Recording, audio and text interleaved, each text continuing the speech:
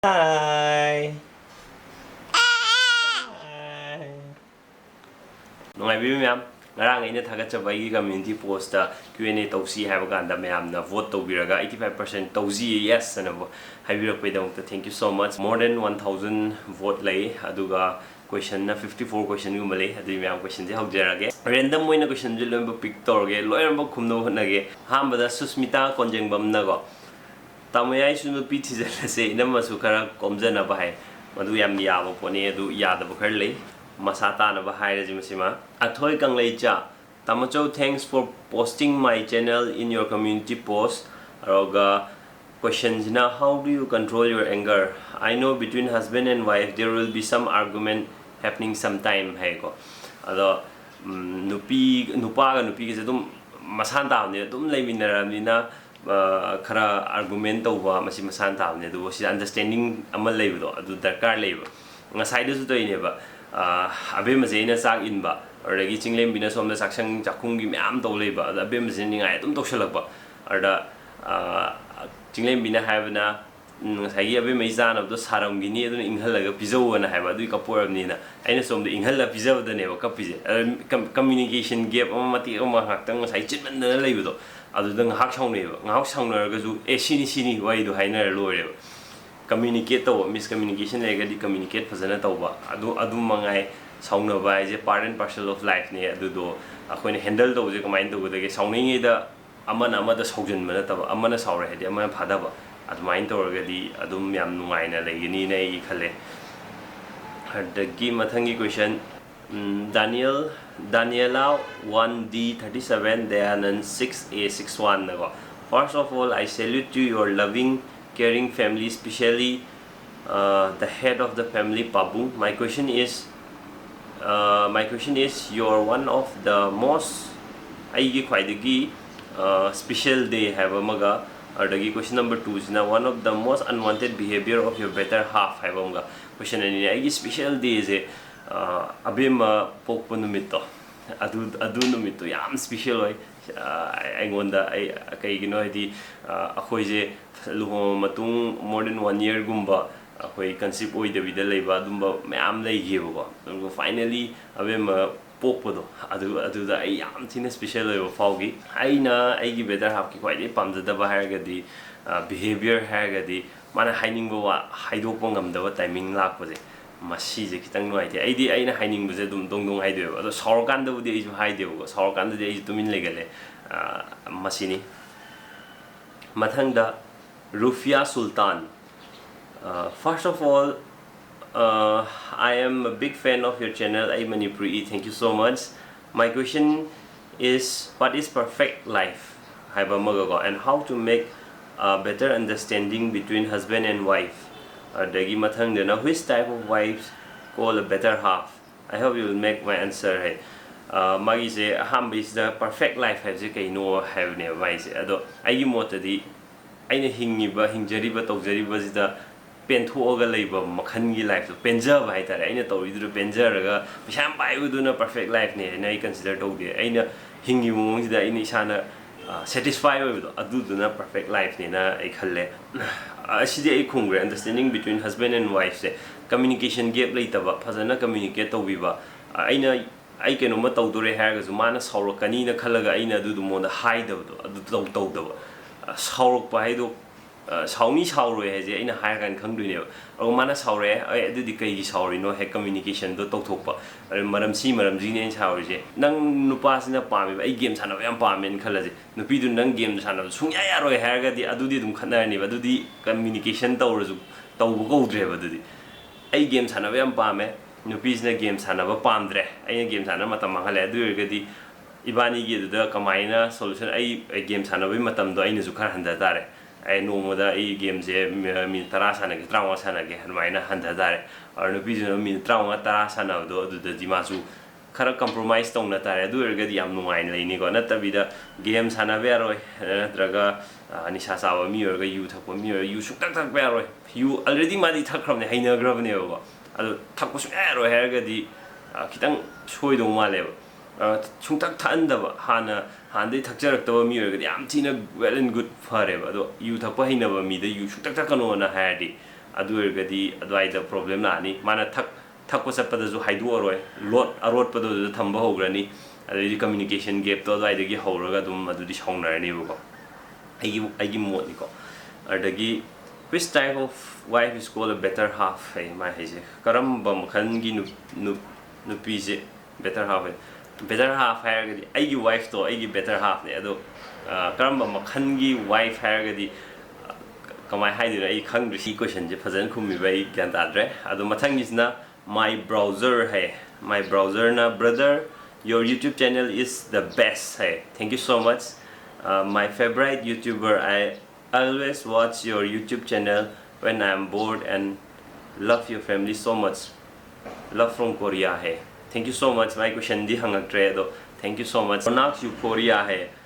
how was your BTech experience from which college hai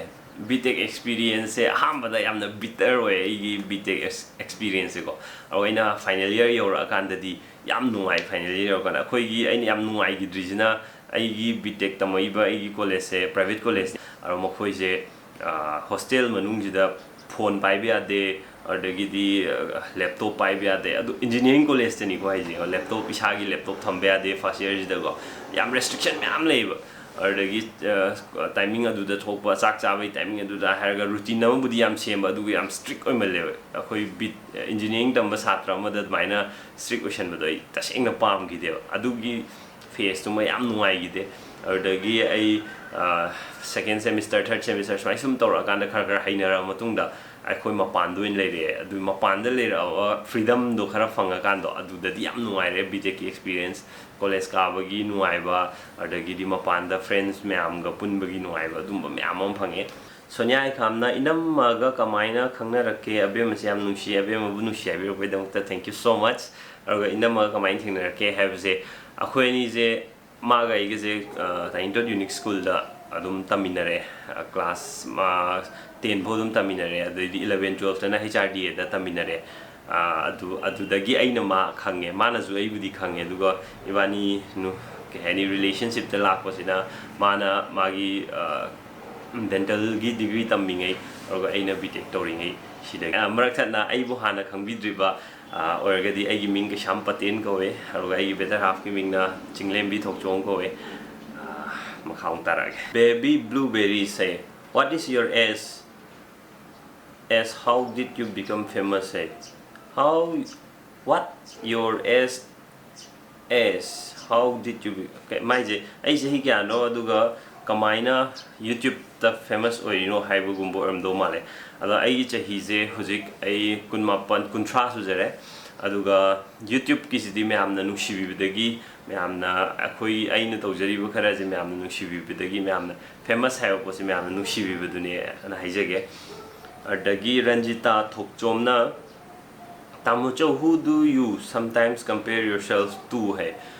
compare to je ai ta sengna ha di ai thaina dagi compare to je ai supam pam te khoma hoi khoba haina ai gi manaba reng lakpa ai lakta ba sain to kan da dum mim sa di like kanna pai da reng la ai kan hai je marak yam toina di hai de do hairak pa dum yawe ko adu da yam noi te ana ai di compare to je ai isha na isha ju kan am da compare to de ai na hana mamang da ai si je akhang hai myam na ju dum hai ne ba si je bra never compare yourself with others and aba aduna ai kan am ta compare to de ai na isha na isha da dum compare to de ai hujik ai mamang da ai body shape phasana khaka poster ru bane gym ga satana adugi ai do aduga de ai compare to hujik se ai na dam phas wana hona raga tormaga ai hujik mung noi khataga lei je si se ai kitang adumaina comparison di tawe aduna taba to pa mi ma ka compare to di leite aduga aina pamjana yengba mi adum badi lei aduna taba ai ga ma ga je comparison to ga to adum badi leite RT Tensungbam tamuchona ina magi khwaidagi pamjaba character je karino aduga khwaidagi pamjadaba saunningbana karino haibiro o he ang sagi ina saungning khwaidi pamjadaba haideng sa haige dumana hainingbu wa haidokta bide leije aduga khwaidagi aina mai pamjaba hagadi amna ingtappa adagi waje dong dong ding ang thueba waje adum dong dong ang adugum bodri pa me do mana marak marak ta sagi nga hai ga do waje hai da vida hai da na lei gi ba timing khara lei ma gi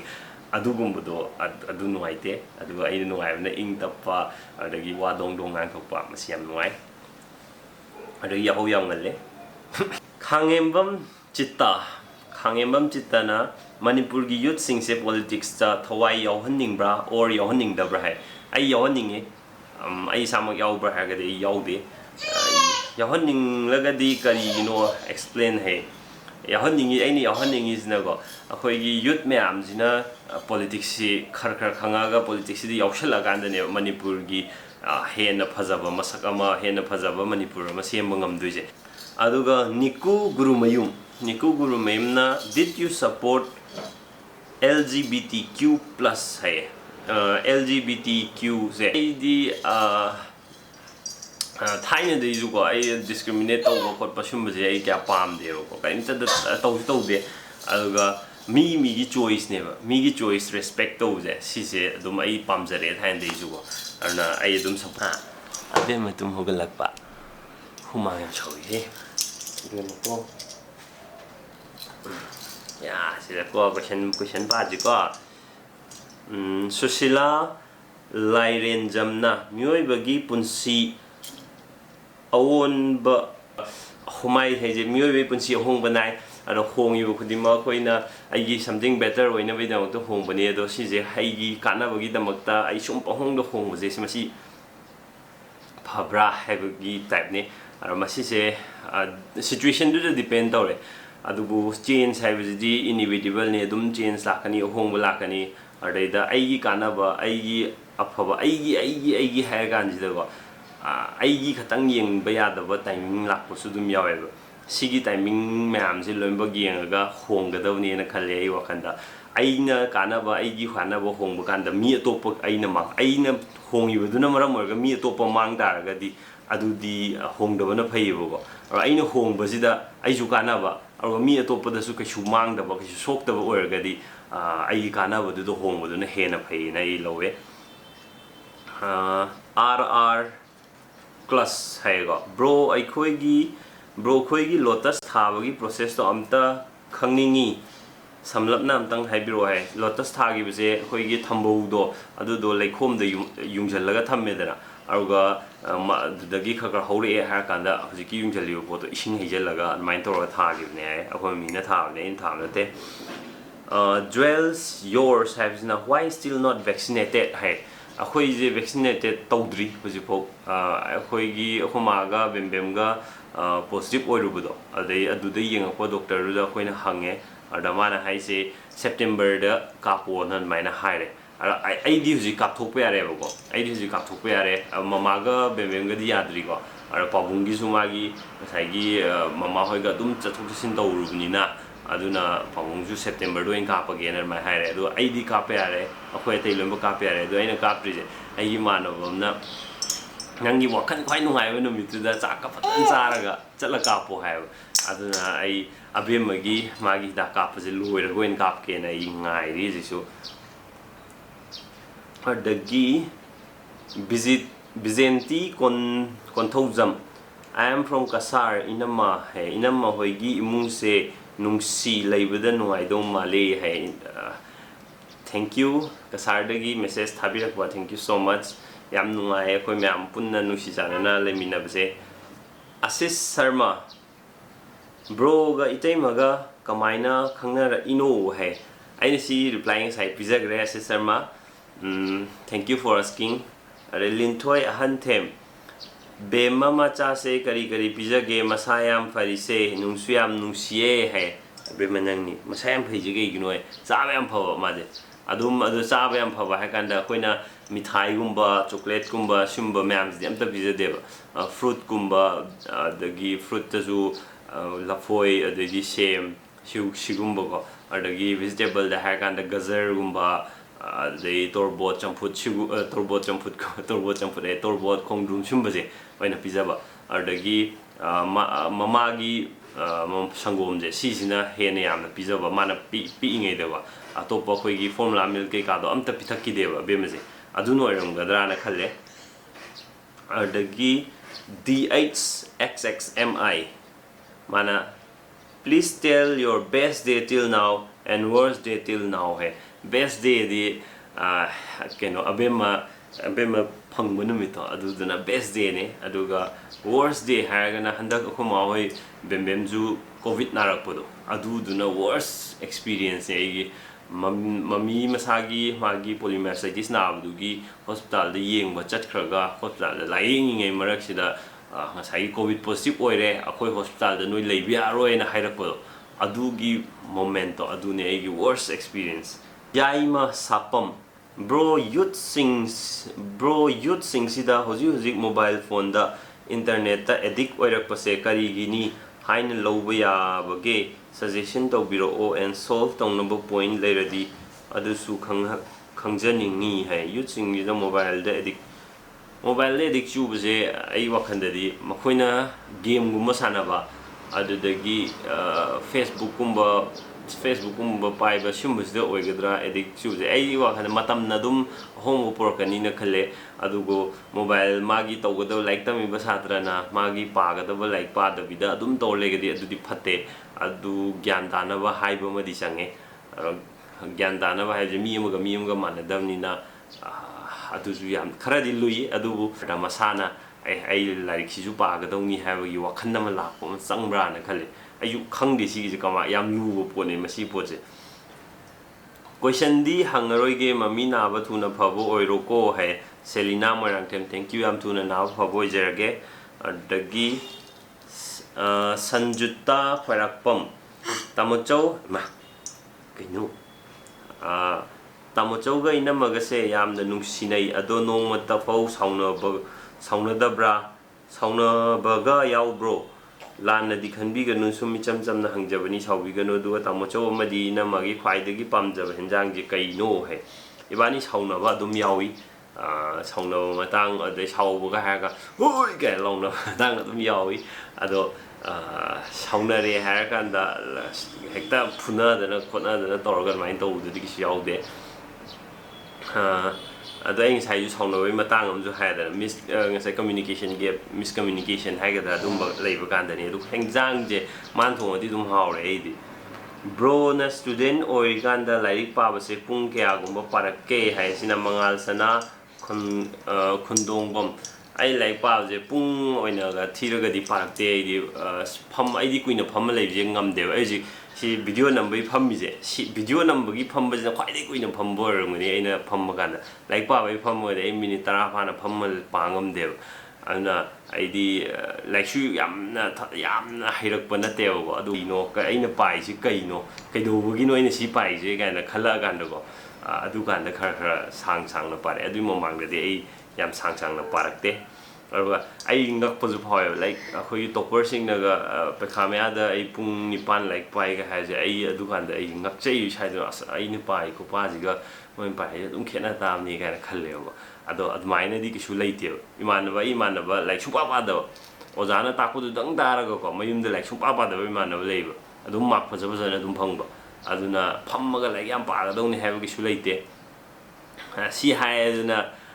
class da zu like zan ta photo phajan ta da ba adu yum de halaga zu like pa da ba adu di adum tu e adu de upai leite adu admain tor ga di go Nirupama laimuzam dagi dada ga ina magase kamaina thengnarakige ina mana kai kamaina tawraga nushinarakke haibudo haibiro aduga dada ga ina magase kai numita poke ma hambai question ji khongre do kai numita poke ha ina mande numita poe aruga ai better half na Wednesday numita poe ningthau lemba urik khimbam hai bro na nupi sing da chelhaning ba gun sing se kari no hai nupi sing da chelhaning use ing ta pasima dum pame aduga aini sai ha do ing ta pe hai na mi ama hai jo hai na non dara ta le do adudi pamde man na hai ningi ba mana pami ba sing du phongtok pa ngam do adugumba magun do chelhaning tina bukhambam tamochau gi video adum yengjai yam nungai kalak jai tamochoi gi family se hai haining ba wahai di tamochau na inam inamdagi khwaidagi pamjaba magunse kari oike hai ai ngasai habdo mai ingtappa ai dong ngang thokpado adu yam pame bro government job mathang gisna guru mayumna bro government job tagi business tawbana hena paisa paye haibase loina khangnaraba ngaktani adu business tawriba mi sing sidi masing thiba yai yamna tongnade bro gi oina government job tawuse isana satisfy oire khanjabra business tongning gi apamba leibida bra hai masi business tawusne hena pisa pai khanga ko business tawba hai kansida di nang tongan ba skill lama changeba adagi capital ju changeba ma tungro bemja aduna ne me amna tongna dri risk factor me am leiba aduga government job hire kanda di aina tamuriba poto aina tamuriba larik to aduduna dum aigi tawgadaba thabak singdo tawro kanda ai constant oina pisa tolo laeba adu sidai sidana kitang aigi security khara leibido aduduna ne na khalle aigi oina business tongning bra hagade ai business tongning yebo aina tawge khanba khara su leiba ado ai jikti government service to leimina ai tongan ba business ama tawbo singam ne matam do khai thokpu ngam de beije adu heng wai ko na tawkadra adu di khangde harauri rai jik tumuro ne ai na pammaga koi mayam ko chen ba tumuro ne ai na do jik ai gi keno ji memory card loi ge dana change so da hogale amu hojik thanel sing gi question yambana pakhang oi gan dai te me unna basat pada punsi da kawo ngam moi da matang yaw ki bra hai aduga yaw ga din da po im sama aduga yamba gi vlog se daily gi oina tawbiradi yam nungaini abe me am nungsi hai ai daily gi oina thaga chawne brother subscribe to buganda nakanda bell icon thabdo adudo nambio der ga di ai hek upload torpuga toi thengna na ba aduga aina pakhang oi ringai da haibse khoini no mo saina to e khoini date chaluraga halakpa adu halakpa da khoba je keno ne ba akhoi ba gi posting mafam jiga chinglem bi hoi gi mayum jiga adum dom side oye ba akhoi ba na puri je ana ina ma thin chakan da akhoi pong ga thengna ba amain to bong ko yaw ge du thoidok na hen na ga su problem oi ba adugum badi leigide adudagi mathangina cb na bro youtube se kari wakaldagi tawbirakpano hai aina youtube hamba hangi be maram jidi aina gym chatlingi da aigi instructor singna tawakpa singdo kaudana ba admain toroga youtube sida video thagat pa hogi bane aduga bro gi baba ga mama ga gi maming kari kauge ana hai akhoi baba gi mingna paung gi mingna kisam eken gowe aduga mamai mingna raskumari lenin gowe bem warba adudagi mathangina pen kanglei cha hai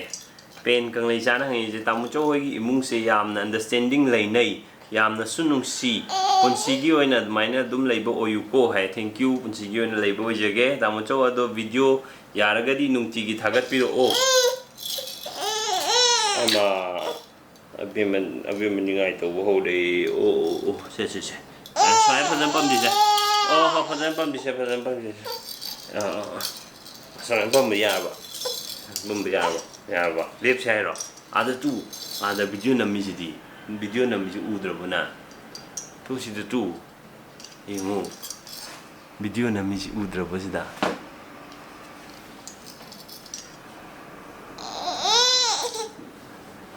na mama na sa mama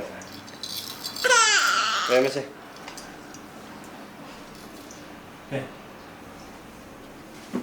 James Konsam James na bro ji chahi kyamuk surge hai ai chahi 30 sure Lairen Jam Robert na muko hojik phawbug da bro gi YouTube ta gi amount kya phanglage tan khar talle adudagi phangakpa paisa duna mi atoppa lejadaba paisa du mateng pangbagi season na bra hai go YouTube tagi pisha kya talag hai kan YouTube tagi chorakna $4,000 mukti talamani YouTube tagi ko aduga laitaba da mateng pang bra hai je aina thengnaragadi ai dum ꯄꯥꯡꯉꯤ ꯑꯗꯨꯗꯒꯤ ꯅꯠꯇ꯭ꯔꯒ ꯑꯩꯈꯣꯏꯒꯤ ꯌꯨꯇ꯭ꯌꯨꯕꯀꯤ community ꯑꯃ ꯂꯩꯌꯦꯕꯀꯣ ꯃꯈꯣꯏꯅꯒ ꯁꯨꯃꯥꯏꯅ ꯃꯇꯦꯡ ꯄꯥꯡꯁꯤꯅ ꯍꯧꯔꯒ ꯑꯗꯨꯃꯥꯏꯅ ꯍꯥꯏꯔꯛꯄꯗ ꯑꯩꯁꯨ ꯑꯉꯝꯕ ꯃꯇꯦꯡ ꯄꯥꯡꯕ ꯑꯗꯨꯃꯥꯏꯅ ꯇꯧꯕꯗꯤ ꯌꯥꯎꯋꯦ ꯅꯠꯇꯕꯤꯗ ꯑꯩꯅ ꯑꯣꯏꯅ ꯆꯠꯂꯒ ꯄꯥꯡꯉꯨꯕꯗꯤ ꯉꯁꯤꯐꯥꯎ ꯑꯩ ꯄꯥꯡꯉꯨꯕ ꯂꯩꯇ꯭ꯔꯤ ꯑꯩꯉꯣꯟꯗ ꯑꯗꯨꯒꯤ ꯇꯥꯏꯃꯤꯡꯁꯨ ꯂꯩꯇꯦꯕꯀꯣ ꯇꯥꯏꯃꯤꯡꯁꯨ ꯂꯩꯇꯦ ꯍꯥꯏꯗꯤ ꯑꯩꯅ ꯍꯦꯛ ꯂꯝꯕꯤ ꯆꯠꯄꯗ ꯊꯦꯡꯅꯕꯒꯨꯝꯕ ꯑꯣꯏꯔꯒꯗꯤ ꯑꯗꯨꯗꯤ ꯑꯗꯨꯝ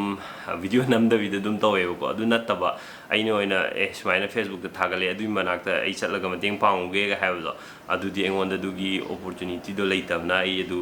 ꯑꯗꯨꯃꯛꯇꯤ ꯇꯧꯗ꯭ꯔꯤ ꯑꯗꯨꯒ ꯑꯩꯈꯣꯏꯒꯤ ꯌꯨꯇ꯭ꯌꯨꯕꯀꯤ ꯀꯝꯃ꯭ꯌꯨꯅꯤꯇꯤ ꯑꯣꯏꯅ ꯑꯩꯈꯣꯏꯅ ꯌꯨꯇ꯭ꯌꯨꯕꯔ ꯈꯔ ꯄꯨꯜꯂꯒ ꯑꯩꯈꯣꯏꯅ ꯁꯦꯝꯖꯕ ꯑꯃ ꯂꯩ ꯑꯗꯨꯗ ꯑꯩꯈꯣꯏ ꯃꯌꯥꯝ ꯑꯩꯈꯣꯏꯅ ꯄꯩꯁꯥꯁꯤꯡꯁꯦ ꯈꯥꯏꯒꯠꯅꯔꯒꯀꯣ ꯆꯦꯡ ꯆꯥꯛ ꯂꯩꯔꯒ ꯊꯤꯟꯕꯒꯨꯝꯕ ꯑꯗꯨꯃꯥꯏꯅ ꯇꯧꯕꯗꯤ ꯌꯥꯎꯋꯤ ꯃꯊꯪꯗ ꯙꯅꯄ꯭ꯔꯤꯌꯥ ꯁꯣꯔꯣꯈꯥꯏꯕꯝ ꯕ꯭ꯔꯣꯁꯦ ꯏꯟꯖꯤꯅꯤꯌꯥꯔꯤꯡ ꯆꯍꯤ ꯀꯌꯥꯗ ꯄꯥꯁ ꯇꯧꯈꯤꯕꯅꯣ ꯍꯥꯏ ꯑꯩ 2013ꯗ ꯕꯤꯇꯦꯛ ꯄꯥꯁ ꯇꯧꯕꯅꯦ ꯕ꯭ꯔꯣ ꯂꯥꯏꯐꯁꯦ ꯀꯩ ꯍꯥꯏꯅ ꯗꯤꯐꯥꯏꯟ ꯇꯧꯒꯦ ꯕ꯭ꯔꯣꯅ ꯈꯟꯖꯕꯗ ꯂꯥꯏꯐꯁꯦ ꯀꯩ ꯍꯥꯏꯅ ꯗꯤꯐꯥꯏꯟ ꯇꯧꯒꯦ ꯕꯦꯂꯔꯅ ꯍꯪꯉꯛꯏꯁꯦꯀꯣ ꯂꯥꯏꯐꯁꯦ ꯀꯩ ꯍꯥꯏꯅ ꯗꯤꯐꯥꯏꯟ ꯇꯧꯒꯦꯅ ꯍꯪꯉꯛꯑꯦꯕꯀꯣ ꯂꯥꯏꯐꯁꯦ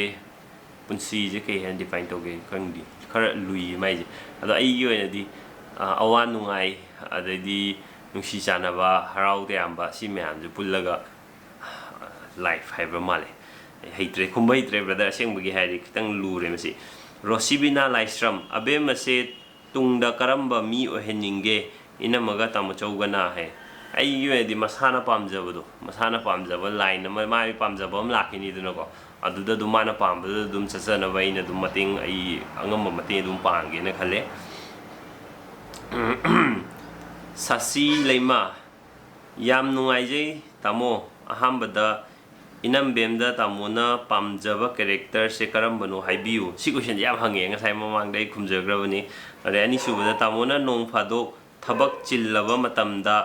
ꯌꯥꯔꯛꯇꯕ ꯇꯟꯖꯥ ꯂꯥꯛꯄꯗꯣ ꯀꯔꯤ ꯈꯟꯕꯤꯒꯦ ꯇꯥꯃꯣꯒꯤ ꯋꯥꯈꯜ ꯑꯗꯨꯁꯨ ꯍꯥꯏꯕꯤꯌꯨ ꯊꯕꯛ ꯆꯤꯟꯕꯗ ꯌꯥꯔꯛꯇꯕ ꯍꯥꯏꯁꯦ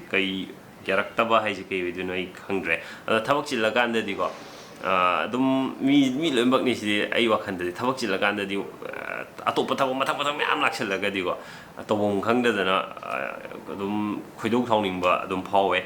ꯑꯗꯒꯤ ꯃꯊꯪꯗ ꯂꯥꯁ ꯑꯣꯏꯅ ꯑꯕꯦꯝꯃ ꯂꯩꯇ꯭ꯔꯤꯉꯩꯗ ꯑꯕꯦꯝꯃꯒ ꯂꯩꯔꯕ ꯃꯇꯨꯡꯒꯤ ꯀꯣꯏꯁꯟ ꯃꯥꯡꯈ꯭ꯔꯦꯀꯣ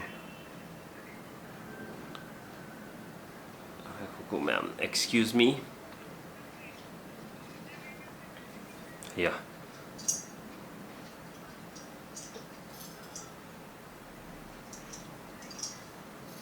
Question je phan amji khumma manjani. Abema leitringaiga leiraba matunga gi karambane hena wakhalda kari kamaina tauge habdu haibiroe wakhal kamaina tauge habdo yam nungai abema leitringai nungai busu makhalamne adu abema leirakandana hena nungai thabaga chatluraga wana halakanda abema naga nuoga to asida toreije yam nungai ba feeling ne adu awaba matang su dum yawi ko thabak chin be henkali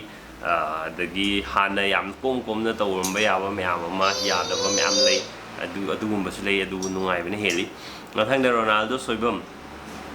ichan bembem da oina lakjage apokpa ima dagi henba kana su leitabani ima leitrabadi ningol oibi ningo nakhoi gidi pumnamak arembani ima sigi matang kitang ya ningde ga do ai ningol na tamnina ai khangde ko akhoi lei sidi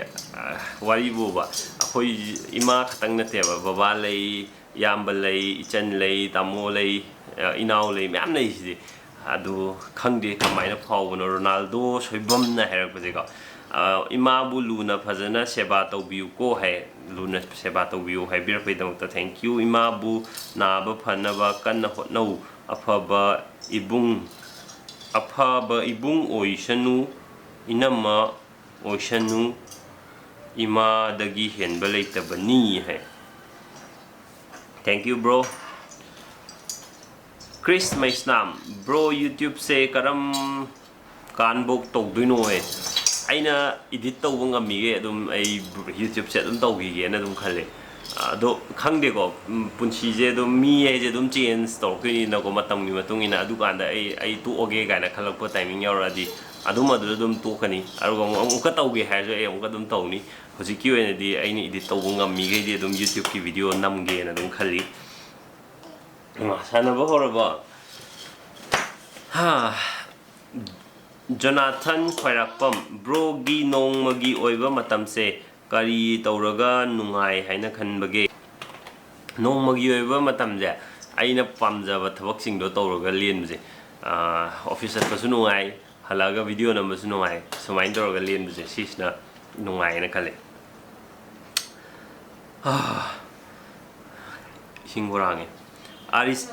areca सोरेंचा है areca सोरेंचा ना YouTuber ओइख्रिसे कई वखलदैनो चुमना सुम हंगबनी day vlogging तोइना नंबिरो O ngaijariye hai thank you so much video ngaibiba myam thank you so much myam na video ngaibiri haibse ai yam harawe aduga youtuber oikrise kamai kai wakhal deino youtuber oigise kai wakhal deino hai khangde ju youtuber oigise kai wakhal deino di ado video thagat khibudi ai gi ngasai aina haibudo youtube ta keno ai gi video thagat khibudi aina gym chatpagi trainer singna taklakpa myam do kaudana bagi thagat khibneba hujik ti gym ju chatre aduga aina hujik thagat li jidi adum ai gi khangde video number nuai myam ga interaction sumain tawba adai comment pa ba simba myam ji nuai ba video thagat di myam gi comment su pa phangoi na ba adugi oi jala khangdi specific ai YouTube ta video thagali sigini habo jiki laitre ba adum aina nuai jabagi ai video number ga thagat pa je nuai jaba myam ga interaction taw nuai jabagi oina tawe jikna tungdana kari ber keno di khangde hi bro edit name hai tension blog tv sinago hi bro edit name hai bro gi question hai tang gyan ta phatre editor aina video number da video edit to da kai season ai have work de ai premiere pro season ai rosni rk brother gi punsi da khwai de gi chawba manglan se kari no hai mangje me am le me ba ado hujik na aina sum khanjab de aina hayeng sen thum ga de sel thum marang kai ga di aina pamjab de ai gi construction company gumba ma semba aina jik pami je aduga amaga le ai swimming pool yauba anatra pukhri yauba yumama laiba isagi adu maina lai jik kharle gong change tawle se ai dream jam change tawle bro se tom na bro se chahi kayano bro se chahi kayano ads kumbagi paisa kaya loge aduga youtube ta paisa kya lakh ke si amta haibiramo yam khangjaningi hai YouTube te bisa kya lakke have that depend the view kya lege have the go aduga paisa lakpa YouTube te gi bisa tanni have si khallaga YouTube to di yaro ai wakhanda eno di matam yam sang na change ba aina hack YouTube te video thagalakpa hobuga more than 2 years kumba changi ba ai di bisa lakpa se ko ai di ke ni introduce to winaba mi su laitaba ai gi channel se kana gumba ma da promote to video na hairu bu su ngam da ba aduna aina dum tapna mayam je mi ta no magi subscriber ama lakta nu mi ba mai da tapna to ga grow to video ni na ko ai ngon di chahi ani gumba hena change pisa lakpa ho bu ganda du lakpa ho gra ga di au ga nang gi video ju mayam na pambi ni henga ga di adum constant oina tha gi lising 8 9 ji di minimum da adum lakani view do adum constant oina le ga di go aduga ai gi oina advertise to da fee kya loge have di ai description da ai gin number ma yaw bane ai manager gi adumana adum haira ani kya loge have je ma goina pau khongna bio sarjubala chanu tamo chawna hojik tawrise kai thabak no nachal da khang han biba yaroidra hai yai aino jik tawrise eng sai joije gre public health engineering department da section officer oina lejabani aina tamakosina civil engineering tamaga oibani si thabak se sonalika tongbram da hoi imung se yam nungsinaye laibada nungai do male yam nungai komai dun nganthoi na tamo chawna thabak halakpada abe mase uradi kari phawbige ubada kari phawbige awaba loimba kawe thabak chatpai je site ta nungsa da yam kuina lepa num si yawi dana ado yum halakanda bemu da du myam awab du limba kawe thaina cinema da kai da ahanjing na haidana ichai masa ura wabu kawe gana asing bai ju du towe mixed up everything blocks na bro mami na ba khara farabo hai mami na ba se khara phare phare hai se pra phatri huzik meditation dori meditation ha meditation hai ro nate hidak thabu do kai ko ge oi jara mani medication dori ha thoi sagol sem Tamochau gi hater sing na bad comment pirak pada tamochau da wakhal da kai phawi hai wakhal da shu thui do pa phau de adum marak marak ta khale kai no khoi na khali je hai na go adu ra su ka shu problem di kem ta lete ki shu ta phau de wakhanda Ranjita Rosie nungai bro yam nungai ye adu dagi Rina Rosie copyright claim gi matang da Nineda khara explain to biro copyright claim la agadi ngasai gi hujiki video zida adom da lakadaba revenue myam do ngasai claim to riba mi du doina sakhi doine ba si khatane copyright claim gi nang somna wana semu ba video do adu da YouTube na khara share to kadaba sale do adu do adom da phangaroi hai claim to riba mi du doin phangani si khatane adu copyright strike oiragadi ko strike oiragadi problem lai YouTube channel amada copyright strike ahum lok phangagadi YouTube channel do adu do ban to bi ya YouTube na ko adu bu strike hai ba kanjida fake strike to ba khot pa adu masum am le ba adu di challenge loimbak to bi ai khoi keno ga khoi ukil ga tongna dana dumba kara legal moi gi myam lei bane ai ju phazan di khang dressing tang ji aruga Rajesh Sorok 1234 Singh bro what is your name bro say first that is the morning hey bro what is your name bro sa first that is the morning hey bergi je ai ming hang pa ma le do atai ma kha je khang dre ai ming ke shampaten go we ai ming ke shampaten go we lagi mathang da tayen jam lengak pusing oh loi dore last two question tang tayen jam lengak pusing na ko mi amagi punsi da matik chaba mi ha se karamba mi bu ko bage na hai se ai mamang gi video do join hai jab du ne matik chaba mi ha ro kan da ba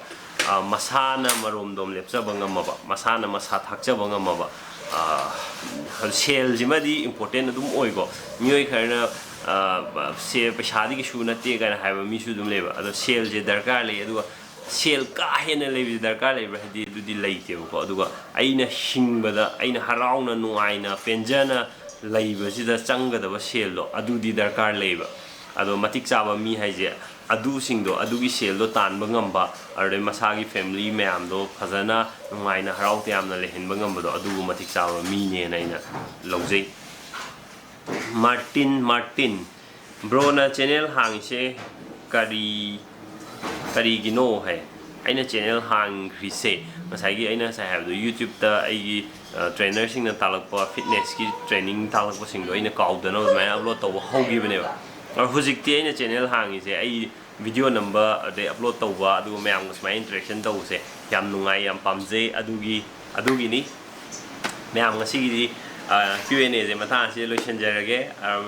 ai better half yaude adagi bembe yaude abunau yaude mami paung kanam te yaude si video sida matang sa do mo khoi yaur ga mo khoi so dum mayam na hang question dum hang biro thank you so much mayam left na support to bagi si di bye bye to sira ye to mo khoi ni yeah ti ba ma le nam ti ya be ma bye bye to bye bye very good